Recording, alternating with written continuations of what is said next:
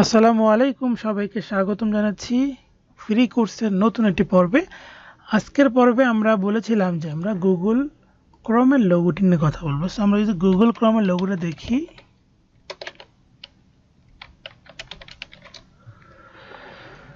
আমি ইমেজে যাব।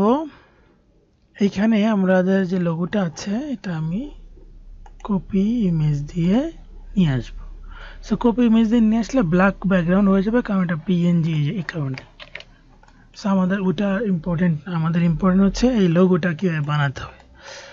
সো আমরা রোটেশন টুল ইতিমধ্যে শিখেছি এবং এটা করলে মোটামুটি রোটেশনটা ক্লিয়ার হবে। তারপরে প্র্যাকটিস, আপনার রোটেশন নিয়ে যত বেশি প্র্যাকটিস করবেন, বিভিন্ন বিষয় নিয়ে চিন্তা করবেন, বিভিন্ন আইকন দেখে ওইটা রোটেশন টেকনিকে বানানোর ট্রাই করবেন, তাহলে এগুলো ডেভেলপ হবে এবং রোটেশন দিয়ে অসংখ্য লোগো বানানো পসিবল। সো এখানে দেখেন, আমি এই বাইরে যে তিনটা কালার ইয়েলো, রেড এবং গ্রিন, এটা আমি একটা শেপ চিন্তা করি। সাদা একটা শেপ, ব্লু একটা শেপ, তার মানে তিনটা শেপ, তিনটা বৃত্ত। তাহলে আমরা প্রথমে তিনটা বৃত্ত বানাবো। সো শিফট হলে চেপে আমরা প্রথমে একটা বৃত্ত নিলাম, যেটা মনে করেন যে আইড্রপার দিয়ে আমি এই গ্রিন কালার করলাম, আপাতত একটা কালার থাকুক। এবার এই বৃত্তটাই কন্ট্রোল সি মানে copy, control F for front মানে সামনে পেস্ট হলো। দেন জাস্ট কর্নার ধরে শিফট হলে চেপে ছোট করে দেব, ছোট করে দিয়ে এটাকে আমি সাদা কালার করে দেব। আবার এটাকে control C control F shift হলে চেপে ছোট করে দেব। তারপরে এখান থেকে এটাকেও একটা আলাদা কালার করে দেব। এখন দেখেন এখানে এই ব্যাপারটা অনেকে ভুল করেন, এখানে অনেকে এরকম করে রাখেন। তাহলে কি হলো দেখেন তো, এটা কতটা মোটা আর এটা কেমন চিকন হয়ে গেল না। কন্ট্রোল, আবার অনেকে এরকম করে ফেলে, অতিরিক্ত মোটা, নিচে এগুলো ছোট। মানে এটা হচ্ছে আপনার মেজারমেন্ট সেন্স। এই জিনিসটা যদি ডেভেলপ না করতে পারেন, তাহলে আমি বলবো যে আপনি এটার উপর হুবহু বসিয়ে করেন, এটাকে কন্ট্রোল টু দ্য লক করেন। ঠিক আছে, লক করার পর এই শেপটা এখানে প্রথমে সেট করেন। সাপোজ এটা এরকম ছোট বানাইছেন, এটা অপাসিটি একটু কমায় দেন, এই যে এরকম করে রাখেন। এটাকে আপনি যে কোনো একটা কালার দেন, অসুবিধা নেই। এবার এটাকে শিফট হলে চেপে বড় করেন, বাস।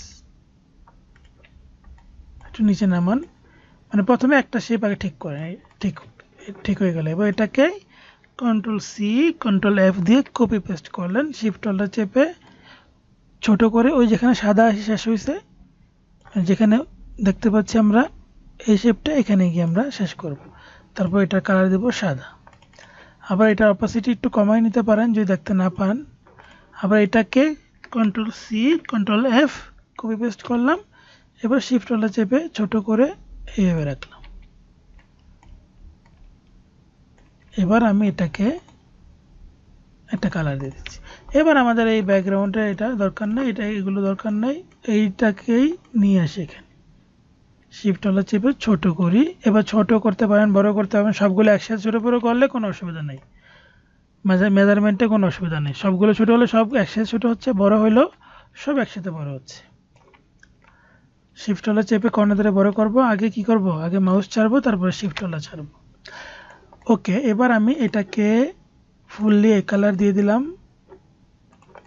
তারপরে এইটাকে ফুললি হোয়াইট কালার দিয়ে দিলাম, হোয়াইট কালার আছে, অপোসিটি 100% করে দিলাম। এটাকে আইড্রপার দিয়ে এই কালারটা দিয়ে দিলাম, বাস। এবার আমাদের কাজ হচ্ছে, এখানে দেখেন তিনটা পার্ট মাত্র, এই একটা পার্ট, এই একটা পার্ট, এই একটা পার্ট।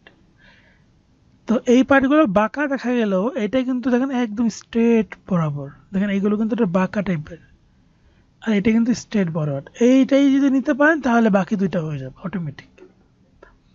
আর এদিক থেকে লাইন টুল নিয়ে এইখান থেকে লাইন টুল শিফট চেয়ে বরাবর নিন, হ্যাঁ শিফট চেয়ে বরাবর নিলাম এবং কন্ট্রোল ওয়াই দিয়ে চেক করতে পারেন। কন্ট্রোল ওয়াই দিয়ে চেক করে দেখেন এই লাইনটা কোনোভাবে কোনো গ্যাপ আছে কিনা, যেখানে টাচ করছি যদি কোনো কারণে এরকম গ্যাপ থাকে, এই দেখেন এটা কিন্তু আমি এই লাইনে মিলাতে পারছি না, এই লাইনে মিলাতে পারছি না, সরে যাচ্ছে। এবং এটাই বলছিলাম যে আমি আপনাদেরকে, যে ভিউ থেকে এই যে স্ন্যাপ টু পিক্সেল এই টিকটা ওঠাই নেবেন, যাদের আপডেট ভার্সন। আর যারা ওল্ডার ভার্সন, যখন ফাইল থেকে নিউ থেকে পেজ নেবেন তখন দেখবেন যে এটা আমি শুরুতে বলছিলাম, তারপরে এখন বলছি, অ্যাডভান্সে ক্লিক করলে অ্যালাইন টু পিক্সেল গ্রিড এটা বাটন টিক মার্ক থাকে, ওটা অফ করে নেবেন। এই হচ্ছে কাজ। সো এবার কন্ট্রোল ওয়াই যে আমি দেখি, এটা ঠিক না নিলে হবে না, কাটতে পারবেন না, আলাদা কালার হবে না। এবার আমি দেখেন এই লাইন টাচ করতে পারতেছি, দেখেন ইজিলি টাচ হচ্ছে, একদম লাইন টাচ হয়েছে, কোনো ফাঁকা নেই। অ্যাকচুয়াল পরিমাণ ফাঁকা থাকলে হবে না, এবং চাইলে এটাকে একটু বামে নিয়ে আসতে পারেন, দেখেন একদম টাচ করেছে। কন্ট্রোল ওয়াই দিয়ে ফিরে আসি। এই লাইনে কিন্তু কোনো কালার নেই। এই লাইনটাকে সিলেক্ট করেন, তারপর রোটেট টুল নেন, এই সেন্টার পয়েন্ট দেখা যাচ্ছে না, অসুবিধা নাই। দেখেন ভিউ থেকে স্মার্ট গাইড অন করা আছে কিনা, আছে, সমস্যা নেই। আবার দেখেন সিলেক্ট করেন, এবার সবগুলো সিলেক্ট করে নেন। একবার সিলেক্ট করার পর বাইরে ক্লিক করে এবার এটাকে শুধু সিলেক্ট করেন। এবার রোটেট টুলটা নেন, এবার মাউসটা এখানে এনে একটু চেষ্টা করেন, এই দেখেন চলে আসছে। অল্টার প্রেস, মাউসের লেফটে ক্লিক, এখানে দিব 3টা ভাগ, মানে 360কে 3 দিয়ে ভাগ দেব, 360 ভাগ 3, কারণ আমাদের 3টা ভাগ মাত্র, 3টা কালার। সরি, 360 ডিভাইড, ও আচ্ছা অ্যারাবিক অন হয়ে আছে, 3, দেন কপি। তারপরে দুটো হয়ে গেল, একটা আছে, একটা হয়ে গেল, এবং কন্ট্রোল ডি দিলে আরেকটা হয়ে যাবে। এগুলো কিন্তু কোনো কালার নাই পেয়ে দেখা যাচ্ছে না। সিলেকশন টুল ক্লিক করে এভাবে সিলেক্ট করে টান দেন, এই সব দেখা যাচ্ছে। এবার কাজ কি, শেপ বিল্ডার নিয়ে এদিক থেকে যে কোনোটা কালার ধরে প্রথমে এই বক্সে ক্লিক করেন, তারপর আবার বক্সে আরেকটা কালার নেন, এই বক্সে ক্লিক করেন। দুইটা কেটে গেছে, এটা তো অটোমেটিক কেটে গেছে। সিলেকশন টুল বাইরে ক্লিক করেন, এই লাইনগুলোকে ক্লিক করে ডিলিট করে দেন। এবার কাজ কি, এটাকে সিলেক্ট করে আইড্রপার দিয়ে জাস্ট কালারগুলো মিলাই নেবেন।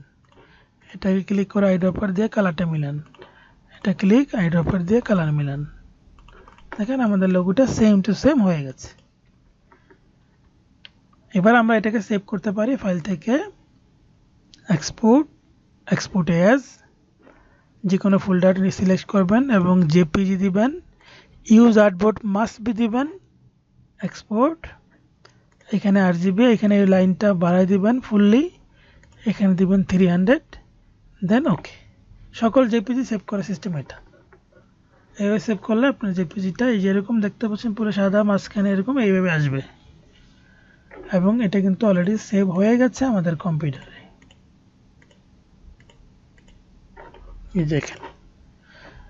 সো আমরা আশা করি এই কাজটা বুঝতে পারলাম। এইভাবে আমরা রোটেশন টুলটাকে ব্যবহার করতে পারি, এবং প্র্যাকটিস করবেন বেশি বেশি, তাহলে এটা আরও ক্লিয়ার হয়ে যাবেন। সো পরবর্তী লেসন দেখার আমন্ত্রণ হলো। আসসালামু আলাইকুম, আল্লাহ হাফিজ।